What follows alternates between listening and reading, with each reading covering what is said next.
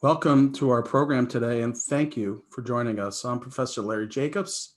I'm the director for the Center of the Study of Politics and Governance at the Humphrey School of Public Affairs at the University of Minnesota. Before we begin, I want to just invite you to participate in our conversation today. You'll see at the bottom of the screen a Q&A button. Click on that and give us your best questions. We like questions of all sorts, including if you've got, other points of view or disagreements.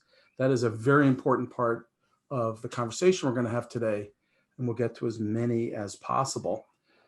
Let's begin today's program, Saving Live Music, a conversation with Dessa and Dayna Frank. I'd like to welcome Kelly Zarth. Kelly is a member of our center, and she organized today's event. Kelly is a professional and former live music venue worker, and she will be welcoming today's panel. Kelly.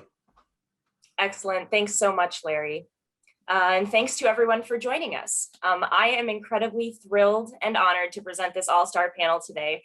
Joining us for today's conversation are musician, rapper, writer, and now podcaster, Dessa, NIVA president and CEO of First Avenue Productions, Dayna Frank, as well as NPR arts reporter Euan Kerr moderating for us today.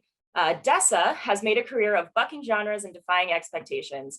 Her resume includes performances at Lollapalooza and Glastonbury, co-compositions for an over 100-voice choir, performances with the Minnesota Orchestra, and top 200 entries on the Billboard charts. She's been published by the New York Times, National Geographic Traveler, broadcast by Minnesota Public Radio, and published a memoir and essays titled My Own Devices in 2018, in addition to 2 literary collections. She's also the host of Deeply Human, a podcast created by the BBC and American Public Media. She's recently been working on her Ides single series, where she's writing and releasing a new single on the 15th of each month. Dayna Frank is president and CEO of First Avenue Productions, Minnesota's leading independently owned and operated concert venue and promoter. Dayna has expanded the business beyond its star-adorned walls to include the Fine Line, the Turf Club, the Palace Theater, and the Fitzgerald Theater. She's currently working with the public to develop a community performing arts center on the Mississippi Riverfront. Dayna is also a founding board member of the National Independent Venue Association, working to secure financial support to preserve the national ecosystem of independent venues and promoters. Dayna is a strong LGBTQ+ advocate, a 2018 Henry Crown Fellow at the Aspen Institute, and a firm believer in community building through live music. And for our moderator today, we have Euan Kerr, who is a longtime radio personality, originally from Scotland, currently covering arts and culture for NPR News, an editor at American Public Media, and previously the news director at KFAI Radio. You can now find him discussing film on NPR's Cube Critics every Friday. Thanks so much for all of you for being here today, and I will turn it over to Euan to lead today's conversation.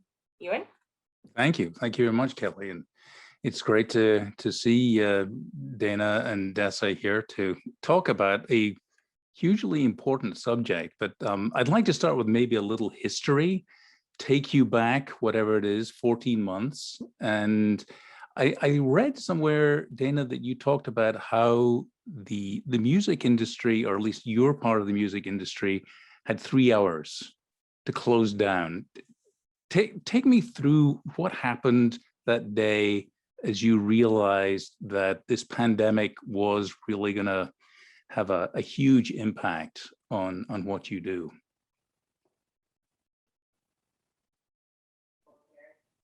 Yeah, so it was crazy. We were kind of following the trends as like the shutdown started happening across the country. And, first like Seattle and the coast, and then DC. And then, we're kind of like trying to communicate with the governor's office and the mayor being like, are the mandated closures coming? Are they coming? Because in our industry, like we have contracts with artists, and there's a force majeure clause that says if closure is outside of your control, then the contract is null and void. So if we chose to close, we would have to cover all of the costs, which was unaffordable. But if it was a mandated closure, it would kind of trigger the force majeure. So we were like waiting for these closures to come down. And in the Turf Club, the 375 cap in Midway St. Paul, the band decided they didn't want to play. So, okay, canceled that show. But we actually had a band loaded into the Fine Line, fully loaded in, ready to play Dragon Slayer, like ready to go. And we were kind of saying to them, like, we don't know. We don't think this is safe. We don't know, but we're not scientists, so we're not comfortable making this call. So finally at around 6 o'clock on Friday, March 13th, the government came down with like mandated. So we're like, okay, show is off. In the main room, 1550, we had kind of Thursday, March 12th was Chelsea Cutler. And as of that date, we were like, I think we had a couple dance nights and we were like, you know what, let's just call it. But on the touring bands, you know, it's a different kind of beast, just economically and contractually. So yeah, so that's why I say like we owe, you know, 3 hours effectively.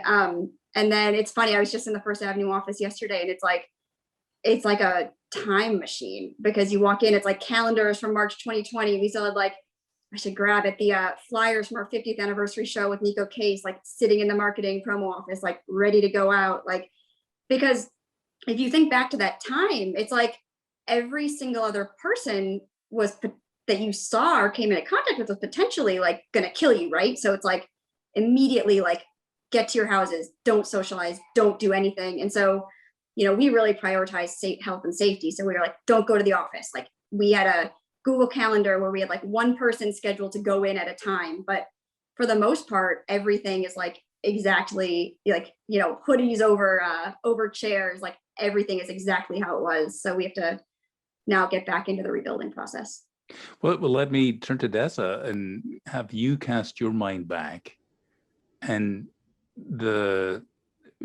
clearly this was an entirely new reality for performers, for bands. What do you remember of those days when the reality really settled in?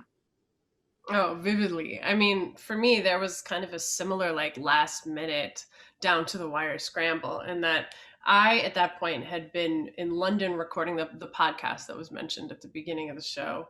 And that wasn't public yet. You know, we hadn't announced it or whatever. So I'm kind of like secretly holed up in a, you know, nice enough, chill, whatever, you know, London hotel. And I'm eating my midday meal and my phone starts blowing up next to my plate. And because because I've been touring so long, like I always carry Tupperware with me. So I was trying to like slyly put my leftovers into my backpack and was upset that my phone was going, you know, attracting attention. And I picked it up and it was the news Trump had instituted the travel ban.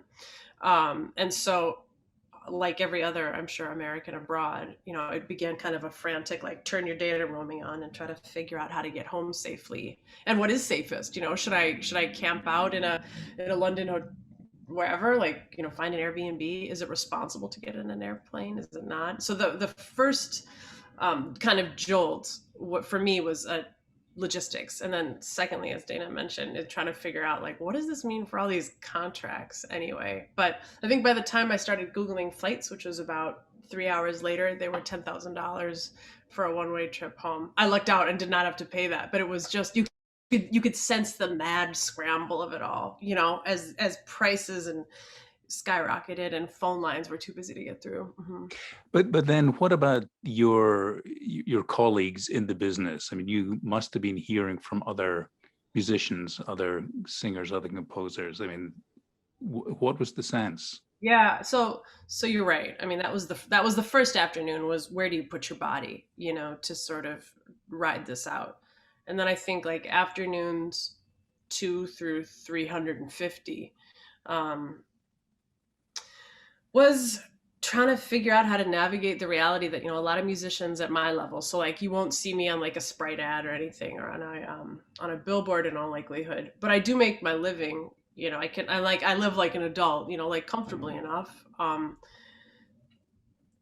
So much of that income comes from live performance, and for reasons that everybody, even if you're not in the industry, could probably anticipate, in that the streaming economy makes it really easy to listen to music, but it does make it tough to monetize that music. You know, it's hard to get paid for it essentially. And so most of us make our living on the road. And so when the road suddenly became unavailable, this is like a huge, not just lifestyle, but breadwinning collapse, you know, of the industry, particularly if you think, you know, I thought a lot of like the younger musicians, I looked out in some ways that like, I'm already mid-career, you know what I mean? So I have the luck of like a little bit in the bank to coast on, and maybe some mailbox money, you know, if a song had been used like in a movie or something, you get that residual.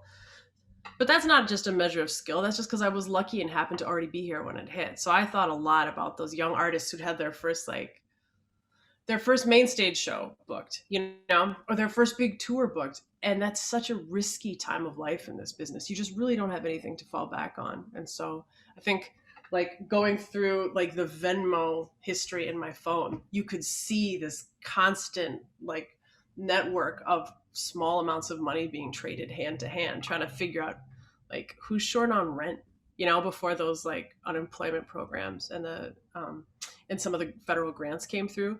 I think immediately it was kind of looking left and right in your industry to see, you know, who might genuinely be short on groceries because all of their income for an indeterminate amount of time just evaporated. Yeah.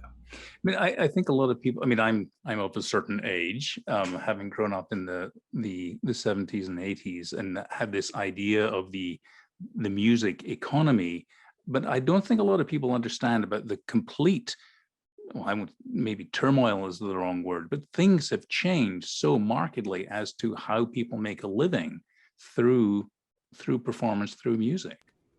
Yeah, you know, I think the performer Riz Ahmed is really talented, and for those of you who might have seen his most recent film, Sound of Metal, there was one moment in that where I was like, "That's how it really is," because you watch a lot of, you know, biopics or whatever as a musician, and sometimes they resonate, sometimes they don't. But he's like in a van. He lives in a van, and in the little galley, like the kitchen area, there is like a framed glossy image of him and his bandmate looking super like posh and rich, you know, on the cover of a magazine. Like it's way easier to get some press a lot of times than it is to make like an adult wage, you know? So I think it can be confusing because you see somebody looking like they're getting a lot of shine, but it's really hard to, the alchemy of turning that shine into rent has become a lot more complicated in the digital age. Yeah.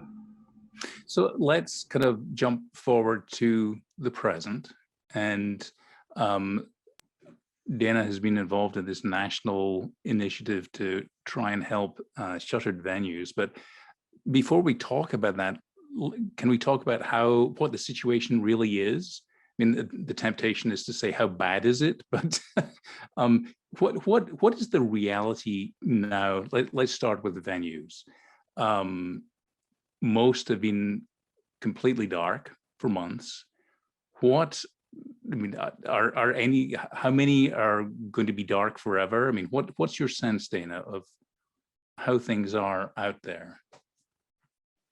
So NIVA, the National Independent Venue Association, we have around 3,000 venues and promoters across the country. And the sense is that the lobbying effort from the last year did a really amazing job of like inspiring hope and like kind of giving people the motivation to like really stick it through. And like, because a lot of times in small business, like it's a choice, right? Whether to fight or whether to just like close the doors and walk away. So our goal, especially last summer and last fall, when the reality that this was going to be maybe 18, maybe 2 months, maybe 2 years really started to sink in for a lot of people.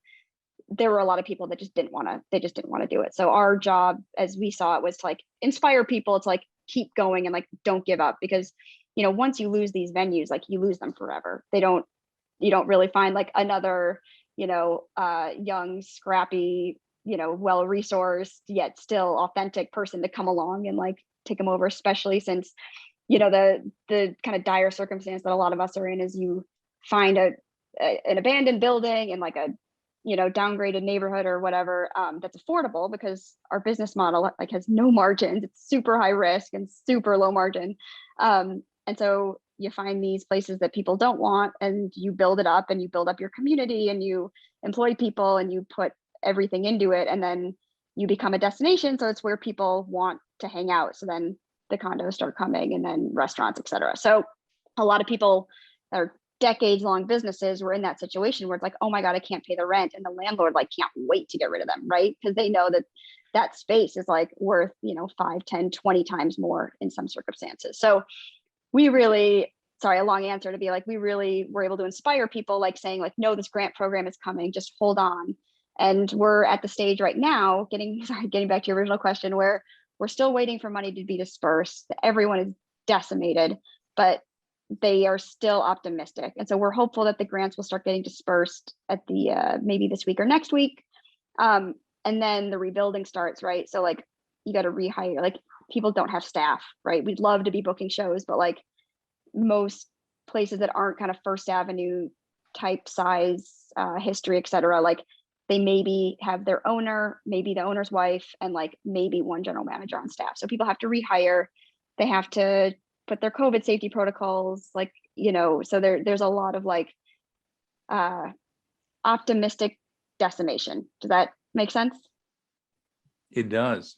But I have heard though, and I'm thinking particularly in the hospitality industry at the moment, as people are reopening restaurants or expanding their capacity or whatever. I mean, a major challenge has been finding staff who are willing to come back and work at the moment. What's your anticipation of that? I mean, I only wish we were at the point of rehiring staff, honestly. Like we, like, you know, restaurants have also been decimated, but they're still in a better position than we are, right? Like, you know, we have a restaurant, the Depot Tavern. You can reopen it with a week's notice, effectively. Like, we at First Avenue are looking at like a 3 to 6 month lead time. So we haven't really started the rehiring practices yet. I have heard from other venues pretty much in the South that, you know, they kind of started rehiring and restaffing. They've had an exceptional amount of luck getting people, getting their staff through like community efforts. And a lot of times our staffs are more familial kind of type of environments. And I always like to say, like, working at First Ave, it's more of a lifestyle than it is a job, you know, like it becomes like a part of your identity. Like, you know, I'm Dayna from First Ave. Like, so there's a little bit more that goes into it than just like a W-2 or like an employment situation. Yes, if I could ask you the same question about coming back, what is the state of the situation for performers? Are people saying, you know, I've had it, or are they desperate to get back, or how do you see the landscape out there? Yeah, I might start by saying that I know a lot of times it's easy to talk inside of like short form because a lot of performers, you know, we've had to learn, you know, the intricacies of like of the terms on essential federal applications. But just to like back up for a moment to say, you know, as 1099 employees, which means that we're contract workers, we're not employees, you know, of any organization. Musicians usually, you know, like buy their own healthcare, for example. As you can imagine, there's just a lot more uncertainty, you know, built in. Sometimes you got a flush month where you got a lot of great gigs, and sometimes, you know, maybe you're kind of eyeing the phone, hoping that it rings with an opportunity. For us, it was a really big deal that federally the unemployment programs were expanded to include people who are contract workers or 1099 folks, whereas in previous years that has never been the case. You know, it was only wage earning folks. So that was a really big deal. In some ways, I think in the first couple of months before those benefits were being distributed, you know, gosh, it just felt so dire and so desperate. And I mentioned, you know, the Venmo feeds and just kind of artists like, yo, I've got enough to spare. Who's really hurting? You know, you saw those kind of conversations happening. But to be honest, I was bracing for like, oh my God. I mean, the tried and true standby, if you're really desperate, is like, you know what? I don't have any gigs right now, or my band just broke up. I'm just going to grab some serving shifts, float myself through this. Okay. Well, it's like your plan B is bust too, you know? The safety net has holes in it. So I think I was really bracing for total like abject collapse. But the federal programs, I think, have really, really helped. So thanks to everybody who was part of advocating for those. And I know that like in my scenario where, you know, I also like operate as as a LLC, you know, so a limited liability corporation, being able to apply for like the PPP loan was hugely helpful. So I think I was bracing for the absolute worst. And I think a lot of musicians were really buoyed. There was a life raft that came. That said, I'm also watching, people go back to school and re-career, and I guess we'll kind of, or maybe do some like online instruction, and I don't know how that'll hold, once we're open again. I can imagine some folks going, actually, I'm taking a sabbatical, I got a gig. Or I can imagine some folks being like, this is also rad, this is where I'm going to devote my energy now. I think that it's always been in this economy right now where we rely so heavily on touring income, the way that the disruption of touring income affects musicians isn't equitable, which probably doesn't surprise anybody, in that we're learning a lot about the kind of built-in inequities of our society. But like, even looking at women who tour hard and earn their money that way, like, it's harder if you're going to be a family person, if you're going to be a mom. Like, I've been on tour with dads, who can say like, yo, I got a 2-month-old at home, but I got to make rent. I'm going to go out for 2 weeks and then I'll be back, right? And then I'm on absolutely every nap and diaper shift, But like, if you're a mom, that's not viable in the same way, to like pile into the van, with a 2-month-old on your hip. That's not going to work in exactly the same way. So I think watching, some of the like societal inequities that are built in shake out similarly in the musical community. Who has parents who can float them for a second? Who doesn't? Mm-hmm. Just wanted to quickly jump in here and welcome anyone who's come in late. This is a discussion about bringing back live music, the future of live music.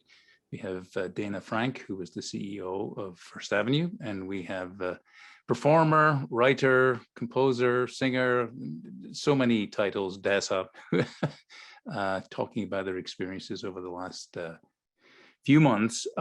We also, remember, we are seeking questions through the Q&A function, and so you can send in questions there. In fact, Jim just sent one in saying, given performing arts is such an interactive, creative, and collaborative process, during the pandemic, how were you able to work with others? And he says, I find Zoom meetings to be quite sterile and artificial.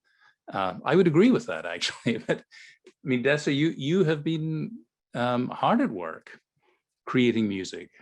Yeah, I mean, so far I've yet to meet like the musician who's like, what I love, like songwriting on Zoom. That's just great. It just works so smoothly. Maybe you just haven't looked hard enough. there's also like a horrible delay, which you may have noticed, that if you try to sing with someone on Zoom, you just kind of, it looks like you're digitally glitching because you're both late, essentially. Yes, I have found Zoom to suck. But on the other hand, I have actually, I have been really surprised at some of the like purely creative lessons that I've learned during the pandemic. I would prefer to have learned them in a different way, for sure. But I think that I discovered that like my degree of perfectionism, which I've sort of, I've sort of found like uncomfortable to live with sometimes, but I also credited to like, hey, that's what gets things done though, and that's what makes them good. I think I was polishing good stuff off, because now, like, not having the ability to indulge that impulse. So for example, like when I do layered vocals, I'm real picky about where each voice sits in the stereo field, meaning if you have headphones on, like how far right it is or how far left each voice is. And so I used to like sit with my mix engineer, Joe Mabbitt, really talented dude, to be like, okay, play it again, like move her in 5 degrees and her out. Like, I can't do that because I can't sit in the studio. And I'm realizing that if I spend less time messing with the stereo field and more time writing new songs, I think I'm actually happier with the output. Like, I'm writing more stuff. And even if it's like 99.8% of what I would have preferred it be, that differential is not great enough to have justified all the time I was spending on that very, very, very last step. Dayna, I mean, I don't know if you want to take a crack at that question too. I mean, just the impact of the remote communication on your industry, or your part of the industry. I mean, I suppose you're constantly looking for bands possibilities, and I mean, has this had an impact on what you're doing? Yeah, I mean, I would say mostly from the organizing perspective. I mean, probably a little bit like, talent bookers were always kind of discovering new acts online. because from Minneapolis, if you're gonna find that new band from like Australia or Europe or like you're searching YouTube and you're listening to samples and stuff. But I'm not sure if like the founding of NIVA would have been possible without Zoom, because we probably would have waited until we could all get in the same room, and then people are a little bit more wary, and just the physical limitations of getting 50 people from different states all in the same room at the same time would have been completely impossible. And that was maybe also a factor of like everybody sitting inside their house, and people that are used to being very active and being out in the world. And like, I know I certainly I don't think I've been in the same city for more than a week at a time in the last decade. And certainly I've never been at my house after, between 9 p.m. and midnight as much as I have the last year. And I'm very much looking forward to getting back to that again. I will just say it was a great year, but see you later. Can I ask a follow-up on that, Euan, if I'm not? Sure. Oh, yeah. So I think, and I hope probably everybody on the call appreciates it, but Dayna is a boss in this universe, particularly, has been because it's First Ave, and that's a venue that's respected internationally. But this past year, I've been on so many panels as venue owners and promoters and bookers, are coming together to try to figure out how they're going to survive it. Your name is spoken with such reverence. One person said, and I'm eager to see if you also think this, that there's also kind of a new camaraderie between people who might have been a little bit more inclined to understand themselves as competitors. And yes, they are competitors, but there's a teaminess now, and the shared interests are more evident. Do you find that to be true? Yeah, first of all, I hope this is being recorded, because Dessa saying I'm a boss is pretty much the greatest thing that's ever happened to me in my entire life. But I definitely, so I am a very collaborative person. It's kind of how I run First Avenue. It's how I am, maybe coming in as the daughter of the owner. It's just not ever my personality to come in and rule and this way, my way or the highway. So I'm always the type of person that when I would go to a city, I'd always reach out to the promoter or the club owner and be like, hey, can I get a tour? Can we have dinner? Let's swap ideas. And every time I would do that, I would get at the end of it, after a couple drinks, being like, oh, so glad I thought you were coming to our town. I thought you were, and I'm like, oh, I was I just was trying to learn, because, it's a kind of insulated environment. And so I was trying to see what other people were doing and learn from them. And it was just such a guard of they just assumed First Avenue was coming to their town.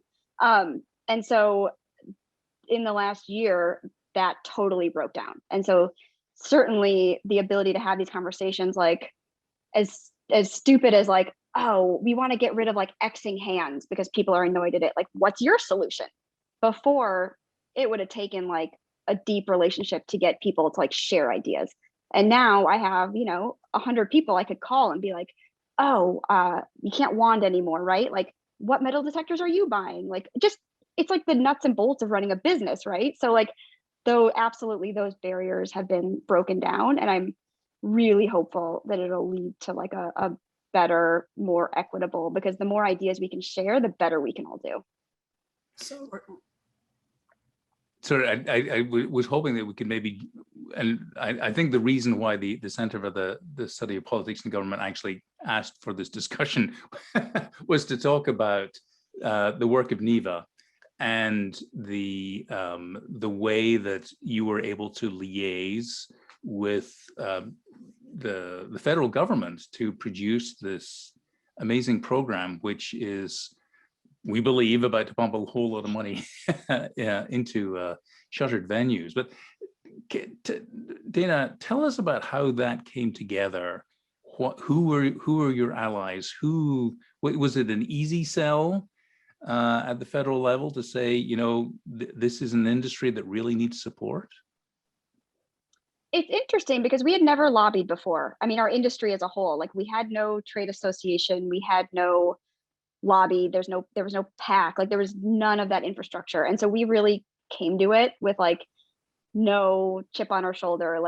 We weren't trying to make up for past losses.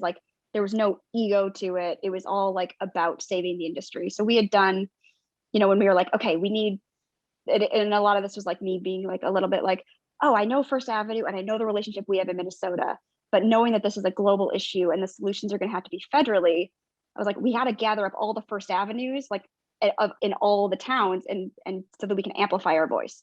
So that's what we started doing, like reaching out and just being like, hey, this is what we're doing, come along. And so when we all started talking, we just started doing some, like, we had no impact studies, right? We had no data. So we just did some like initial surveys, and it came back that 90% of venues, and this was probably mid-April, didn't have enough cash on hand to get through the next 3 months. And so that became like the desperate moment. And it really, I think that anonymous survey gave everybody the really burning flame that they needed to put in the work, because we didn't know who we were saving, right? We didn't know if it was our competitor. We didn't know if it was our friend, but we knew that like 90% of independents, and the way the music ecosystem is set up is, you have two companies that control like 95% of touring in the US. And so, yeah, I also, there was a lot of stories at the time coming out about like stock prices and like, oh yeah, they'll dip a little bit, but then there'll be such like a burned wasteland that they'll pick up market share on the other end. And so I'm thinking back to like all of those like inquiries and that outreach I'd done for the last decade, being like, wait, those are all my friends. Like all my friends are going to be gone. Like, fuck, no, sorry, hell no. Like, and so that was really like the drive that motivated us. And so we, what did we do? We put together like we were really lucky in that we're businesses, right? So we have vendors and we have people that really came as soon as we formed this, that were like, yes, we want to financially support you, because they recognize that if we didn't exist, their business wouldn't exist. So we were lucky that the fundraising kind of came to us. And then I tend to do everything by committee. So we formed a selection committee to hire a lobbyist. And, we hired like the biggest firm in DC, which is totally antithetical to the idea of like indie venues. But we were like, this is a zero-sum game. Like we either get this funding or we cease to exist. So this wasn't like an exercise in like, let's just make our presence known. Like this was, success or nothing. So we hired the biggest, baddest firm. We actually hired so for the policy, like our lead lobbyist was a Republican lobbyist. So this is what I had to learn. Like there's Republican lobbyists and there's Democratic lobbyists. I had no idea. So like we didn't even know to ask that on the first questions, right? So our lead lobbyist ended up being like a House Republican lobbyist who loved live music, and her husband loved live music. And she was initially like, this should not be a Democratic issue, because music is universal. Like people on both sides, staffers on both sides of the aisle. And so as businesses, we never even viewed this as an arts bill. I think the Washington Post came out after the fact and was like, the largest arts funding in the history of the United States. And we're like, oh wait, this was a small business bill. It went to the Small Business Committee and the Small Business Administration. Like, so we didn't see this as an arts bill. We were like, no, we are Main Street. We are decades-long small businesses.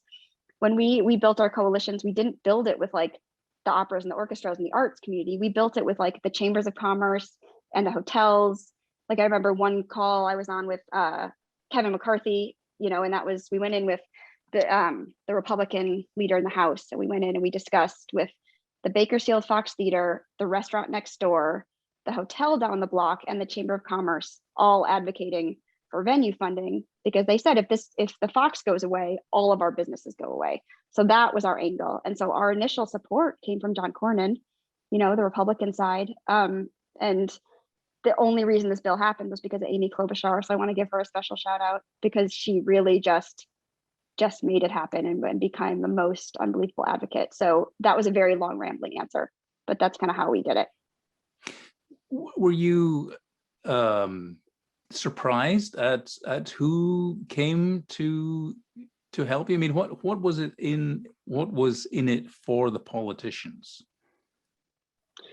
Well, I have been told that this was a very fun campaign to work on, which the first time I heard it like made me step back a minute, because I was like, fun, this was the worst year of our lives. There's nothing, but for them, I guess it's much more fun than like tax. We got musicians involved. We did press conferences. We did, we did a trolling campaign on a politician that was important to get on our side that wasn't returning our phone calls. So we put together like little pithy like Instagram stories, and like we just really went all out. We were having artists make individual calls to politicians. We would do research and be like, I'll make up a name, but like Joe Biden, your favorite artist is Bruce Springsteen. And so we then get like Bruce to make a call, right? So like we were doing anything. Our kind of motto was like, no stone left unturned. We are getting a lot of questions coming in over the transom here, and I'd like to just pick out a couple. Let's see. Sue writes in the Twin Cities is a very competitive market for the arts and entertainment venues, both for profit and non-profit. Do you see that as these venues reopen, that there may be less competition post-pandemic? I'm really curious to hear Dessa's thought on this, because I actually think the Twin Cities has one of the most collaborative music communities of anywhere in the country, to be honest. I was gonna say that I think it's easy because of the way that, at least in my universe, like when you're in high school or whatever, when you're in college taking an intro to econ, like you're told that your competitors are the people who are offering other services, right? Potentially of different qualities and at different prices, right? So if I were to look left and right and be like, yo, who's my competition? I think a standard economic example would be for me to like pick out other artists, maybe other female artists, maybe other people, female artists making hip hop / pop. But I think like my biggest competition is laundry.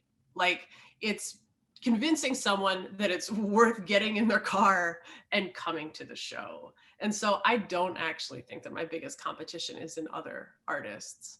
I think that there is like an unusual amount of collaboration in the Twin Cities scene. And to be honest, I didn't know that was unusual until I started touring.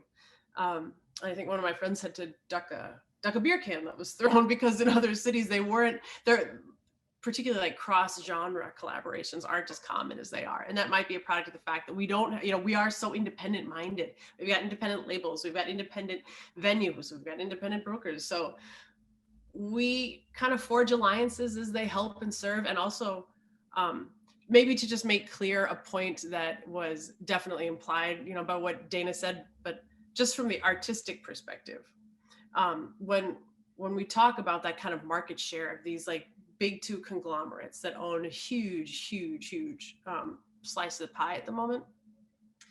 If you are going to, let's say, sleep in a hotel, I don't think I would know if management changed since last time I was there. Like the consumer facing experience is usually pretty contiguous. If a venue like First Ave was purchased, if that business was bought out or subsumed by a larger group, musicians would notice. And here's why.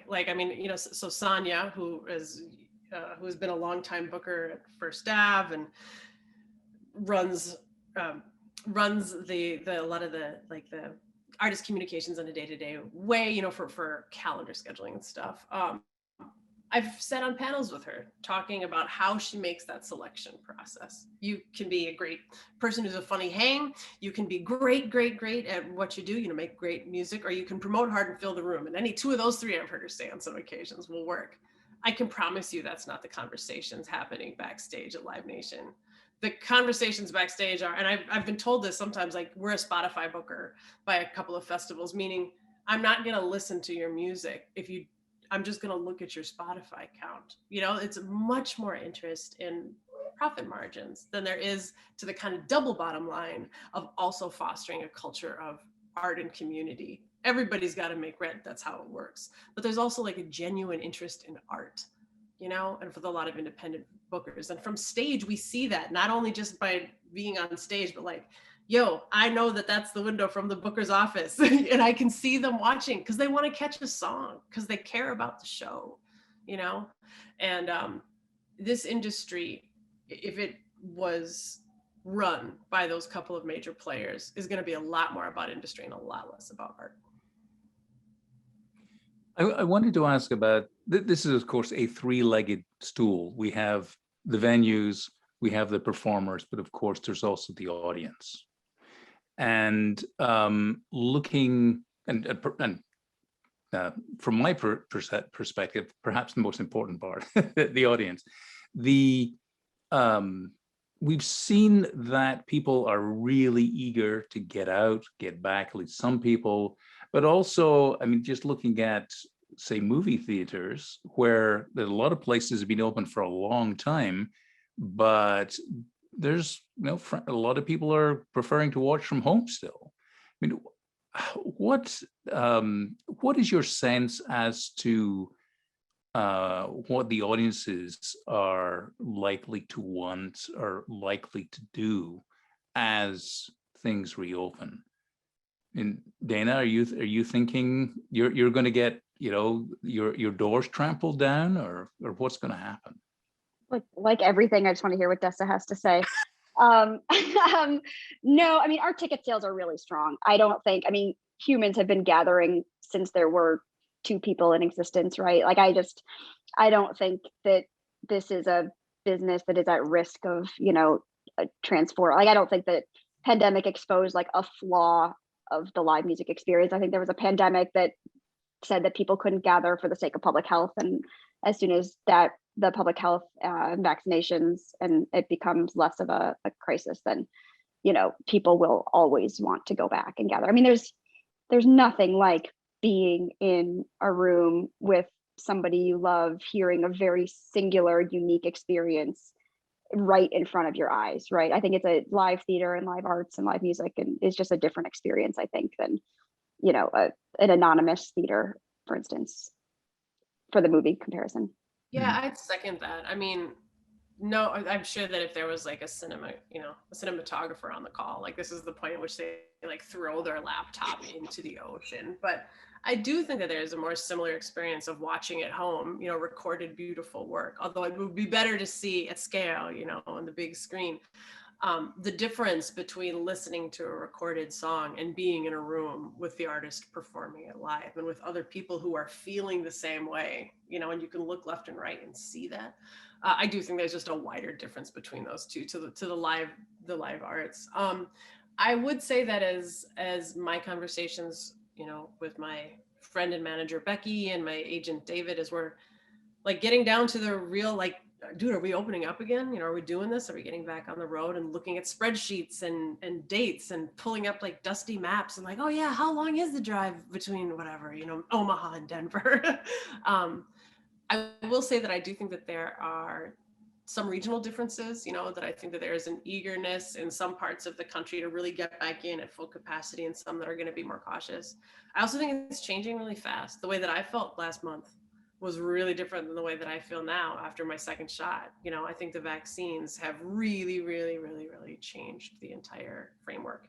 And a YouTube comment should be taken for a YouTube comment. But I admit that I'm aware of those as I put out new music, like, when are we doing this again? Like the all cap, like, let's go. I think there is a lot of pent up demand. I think people are going to be eager to go out, and we might have that kind of roaring 20s vibe for a little while as people catch up like on all the salsa nights and Broadway and live music that they missed. Well, of course, we're coming to the time of year where there's quite often a lot of festivals, and we have a question here. Any thoughts about the live festivals that are a key part of the certainly the Twin Cities arts culture? I mean, the Hennepin Avenue Block Party, the Rock the Garden, the Basilica Block Party, Cedar Fest, on and on and on and on. Will we see anything like that this year, or is it going to get pushed back, do you think? Oh, no, you're going to see it. Absolutely. Absolutely.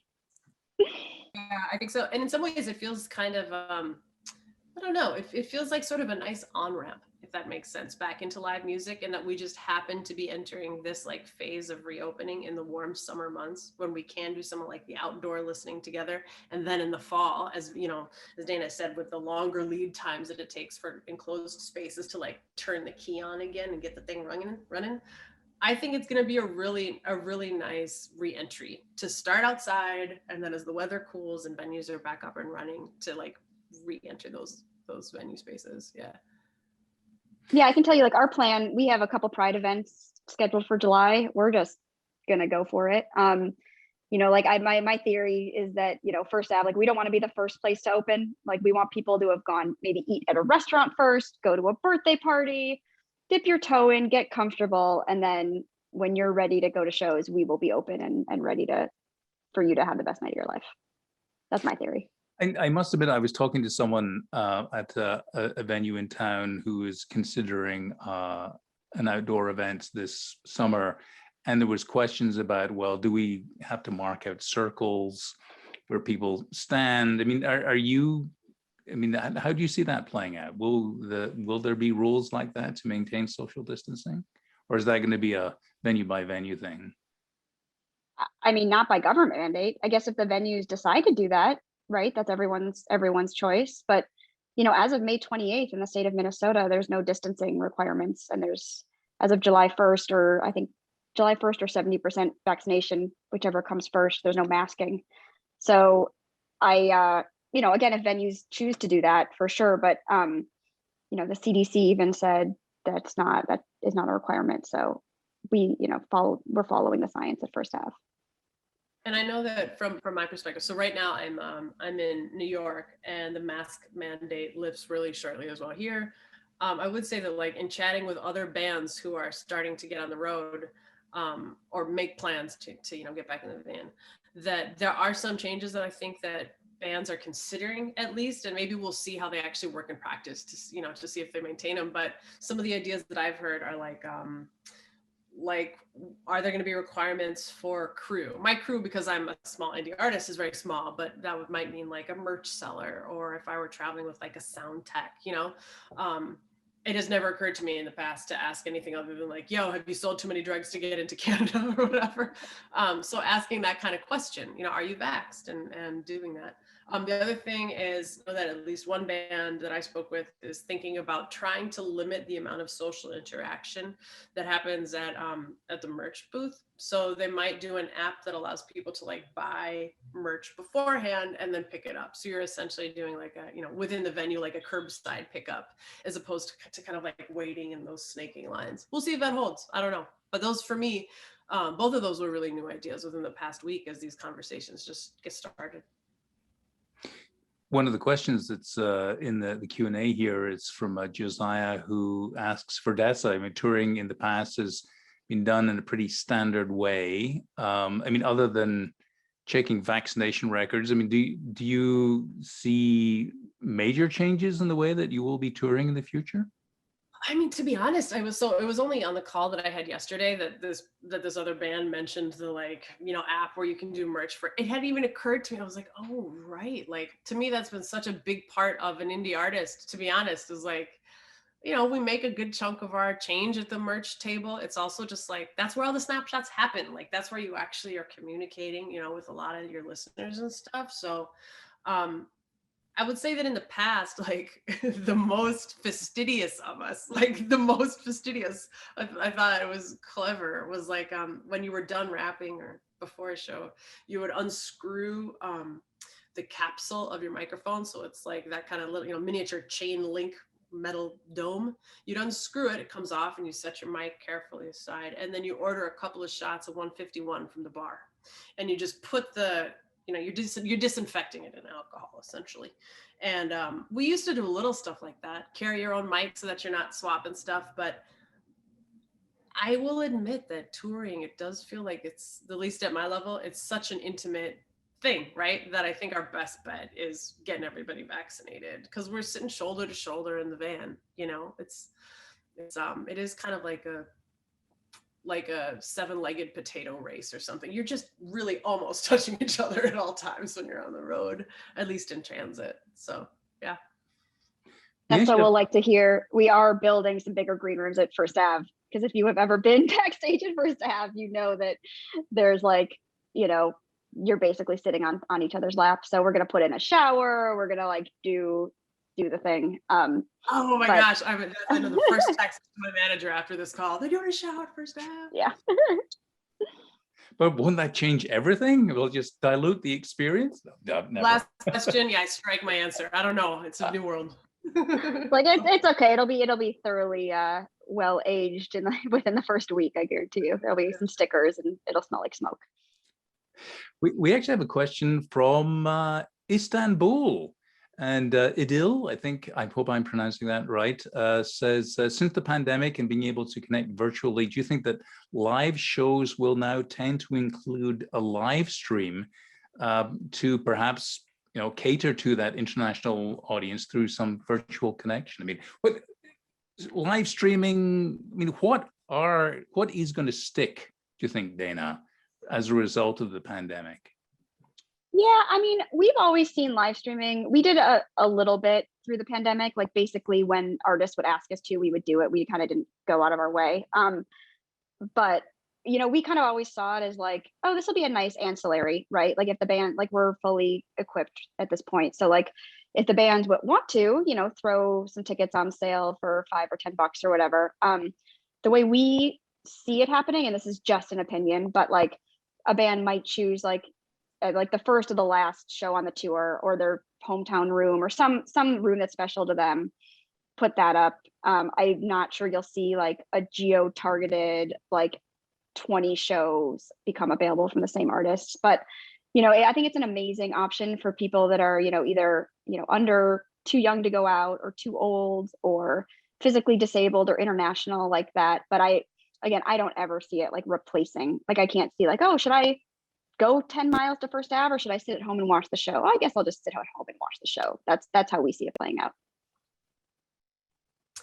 I feel mixed on this one. And it might just be because I'm sort of imagining, like, do I personally as an artist, want an event live streamed? And then also like, do I just personally as like a music consumer, am I really interested in watching that?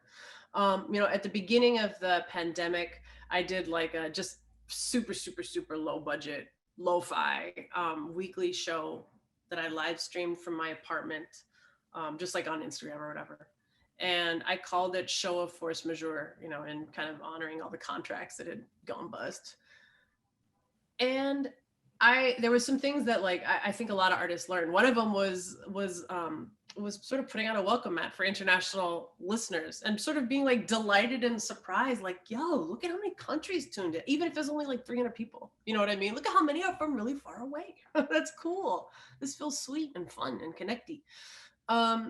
But I will say that I can imagine it being sort of genre dependent. Like, do you want to see an act in a stadium? Do you want to see an act in a coffee shop? Well, it really depends what the act is. You know what I'm saying? Like, I'm not trying to see a metal band or whatever at like 1:30 at the local espresso joint. That's not the vibe, man. And I wouldn't want to see like a beautiful, intimate, like Joanna Newsom harp gig at a huge spot. I want to be close. I want to hear her exhale. So I think that maybe live streaming is sort of the same way. I can imagine it being like that some acts really shine in that world. I know that like Hippocampus, I think, did a few nights at First Ave. Total ballers. I think for me, like, I've always been a little bit sensitive about the fact that I think I'm a strong live act, but I'm not like, I'm not an opera singer who like always flawlessly, faultlessly hits every note perfectly. And sometimes in performance, I'll just make the decision, like, it's worth missing the note to stage dive right now. It's cooler. Everyone, including me, will like that moment more. It's not as cool live stream. You just sound flat. There's something about that magic energy where you've made a real decision about how to best serve the show isn't always best serving the show remotely. So I can imagine occasionally doing it, but I think for me, I like one or the other. Let's do a produced digital thing where you can get it just right, or let's do a live show. Also, shout out to Istanbul. It's like one of my favorite cities in the world. So thank you for watching and listening. Another question here. Do you feel that venues have an obligation to restrict entry for health reasons, which is probably going to be an issue that we're going to be hearing about for a while anyway? Dayna, are you planning to take people's temperatures? I thought Dessa was going to answer that one. Oh, I wonder what I know. No. You have to go first sometimes. No. So NIVA has come out with a reopening safety. We worked with, epidemiologists and health experts in the field. The temperature checks they're just not effective in actually like keeping COVID out of your building, because a lot of people are asymptomatic. They are but they're a good, like, I hope this doesn't offend, they were called like the theater of safety. it's a good way of like signaling that like you take safety seriously here. And that's like what it's more effective for like perception than it actually is for restraining COVID. But at the same time, if somebody shows up and maybe they are a little sick, maybe it dissuades them a little bit. We are not considering requiring vaccines for entry. We are considering employee vaccination, requirements like Dessa and the road crews. And a lot of that is for, we are starting to see artists that basically put it in their contracts that we have to certify that all employees are vaccinated. So there's, again, it's a different industry than restaurants and retail and other hospitality. So those are the kinds of things we're looking at. It's a very, very complicated, it's ethically fraught. It's, probably going to be one of the most pressing topics of conversation for the next 2 months. I think Broadway had said they're going to require a passport. I think some of the sports teams are having vaccinated sections. Clubs are they're just their own beast. So we're sorting through all of that now. There's an interesting question here from Drake, who essentially says that it's hard to create in absence of life experiences. Do either of you anticipate a continued impact on new music or impact on artists who are trying to cultivate a following just because they've actually missed the last year? I mean, what about the art? Will there be a lasting pandemic effect? I mean, let's have Dessa do this one.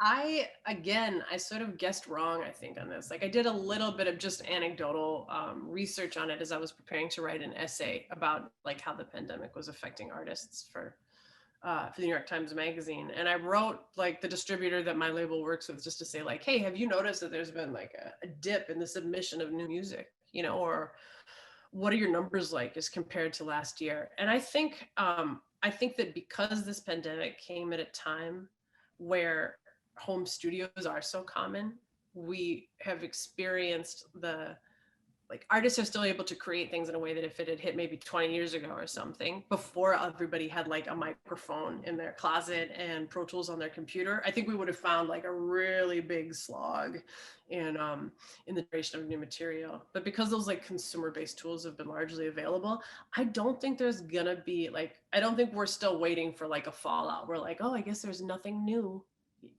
this month, like just same old songs on Spotify or whatever.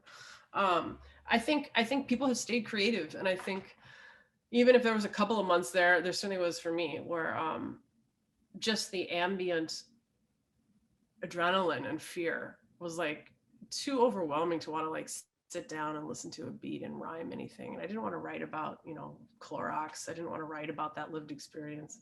But I think after that first couple of months, a lot of artists really bounced back and the pipeline feels full again. I know that maybe Dayna can speak to it even better than I do because I'm just peeking into the room into which she sits. But like, man, the conversations that we're having to get back on the road, so essentially when you call a venue and you try to set it up, man, there are a lot of bands trying to get out there. So I bet your dance card is very full. Well, then that's the kind of stuff that keeps me up at night, to be honest, because every artist is getting on the road starting Labor Day, say. And so with all of the pent up, with all of the touring artists, how are we going to support the local scene?